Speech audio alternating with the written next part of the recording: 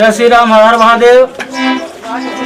हम गायक कलाकार राजू निर्मल, बंधुआ बाजार, पट्टी, प्रतापगढ़। आप सभी का पैर झुके प्रणाम बा और आशीर्वाद कामना रही।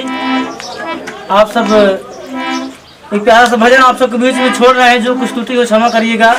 दीपक जौनपुरी यूट्यूब चैनल, दीपक जौनपुरी 62 हमारा चैनल है। आप सब ज़्यादा से ज़्यादा सब्सक्राइब करें, लाइक, कमेंट और शेयर में जरूर बताएं।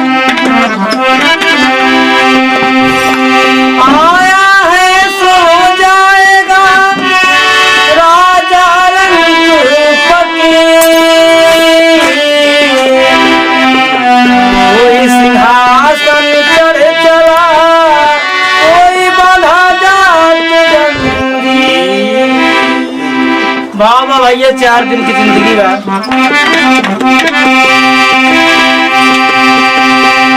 और माटी के बनल शरीरिया, और माटी में मिल जाई भाई। केहू कुछ लेके नहीं जाई, केहू कुछ लेके नहीं जाई भाई। केहू कुछ लेके नहीं जाई। पाप और पुण्य के दुई गो डगरिया, जे बनी जे कर्म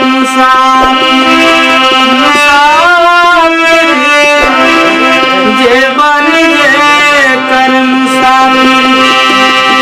धर्म राज के धर्म काटा पे, और नेकी बदी दौड़ाई भाई। केहू कुछ लेके नहीं जाई, केहू कुछ लेके नहीं जाई भाई। गाना बा भैया। चारी कहरिया हर बांस के डोलिया, तापर ललकी चदरिया चदरिया।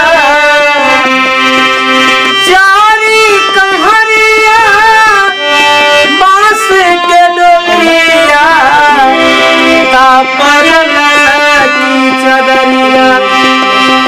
हर सोना जैसन देह के दिया, देना रात बनाई भाई।